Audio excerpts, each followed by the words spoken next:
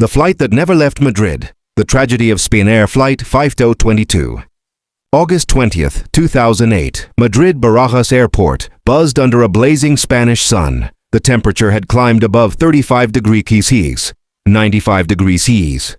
Air shimmering above the tarmac, engines humming, ground crew moving with practiced rhythm. At gate J69 sat Spanair Flight 5022, a McDonnell Douglas MD-82 bound for Las Palmas, Gran Canaria, a short familiar route carrying 172 passengers and crew. Families, tourists, and islanders returning home filled the cabin. For many, it was just another flight. For others, a new adventure. No one knew it would never reach the sky. Originally scheduled to depart at 1 p.m., the flight was delayed. A mechanical fault appeared. An overheating temperature gauge in the aircraft's air intake system. Ground engineers were called. The passengers waited inside, restless but patient. Some joked about the heat. Children played with seatbelts. Technicians replaced a faulty part and cleared the aircraft for takeoff. At 2:24 p.m., Spanair 5022 taxied back toward runway 36L for a second attempt at departure. The crew, Captain Antonio Garcia Luna and First Officer Francisco Muley, performed their pre-flight checklist again. But in the long hours of delay, one small but crucial step was missed. The MD-82's flaps and slats, vital for lift during takeoff, were not extended. Normally, an alert, the takeoff configuration warning, would sound if the aircraft was improperly set for takeoff. But due to an unknown electrical failure, that warning never triggered. In the cockpit, everything seemed fine. The pilots were calm, professional, ready to go. Outside, the engines roared to full power as the plane began its takeoff roll. At 2:24 p.m., Flight 5022 surged down the runway, accelerating past 130 knots. Inside the cabin, people smiled, holding their breath for liftoff. But as the aircraft reached rotation speed, something was wrong. It refused to climb. The nose lifted briefly, but without extended flaps and slats, the plane lacked the lift it needed. In seconds, the jet shuddered, stalled, and veered violently left. Witnesses on the ground saw it. The MD-82 struggled to rise, its wings wobbling before it slammed into the ground, bursting into flames. The aircraft skidded off the runway, breaking apart across a field near a stream.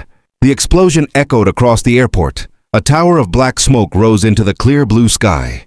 Fire trucks, ambulances, and emergency teams rushed toward the inferno. For many on board, there was no time to react. Flames engulfed the fuselage instantly. 154 people died. Only 18 survived, many of them critically burned. Emergency teams battled the fire for hours. The air was filled with smoke, sirens, and silence. The kind of silence that follows disaster. The survivors were pulled from the wreckage, dazed and burned. A few were found in the rear section, shielded by a miracle of angles and debris. As night fell over Madrid, charred wreckage smoldered under floodlights. Families arrived at the airport, desperate for news. Lists of survivors and victims began to form, slowly, painfully. In the months that followed, investigators from Spain's Civil Aviation Accident and Incident Investigation Commission, CIIAC, began piecing together the puzzle. The black boxes told a story of confusion, error, and system failure. The pilots had followed most procedures correctly, but the flap slat lever remained at zero. Worse still, the takeoff warning system, which should have screamed a warning, was silent. Maintenance logs revealed that a circuit breaker related to the system had failed earlier, possibly disabled during the first delay. A chain of human and mechanical errors had created a perfect storm. The result, the plane was cleared for flight, but never truly ready to fly. Among the victims were children, families, newlyweds, and returning islanders. Spain went into mourning. Newspapers across the world carried the same image, the blackened tail of Spanair 5022 rising from the flames, the airline's logo still visible amid the wreckage.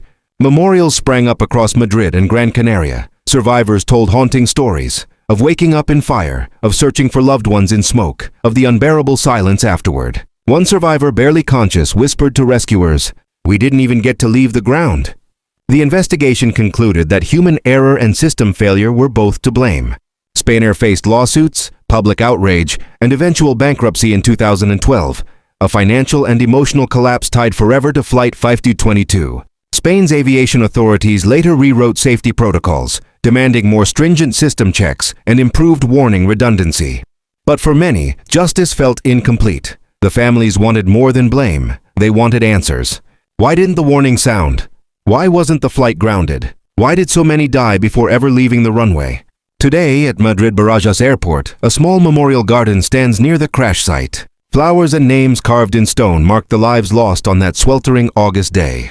Each year, survivors and families gather there, holding candles as aircraft roar overhead, a sound that once symbolized freedom but now carries a shadow of remembrance. Spanair Flight 5022 became more than a tragedy. It became a lesson in the fragility of safety.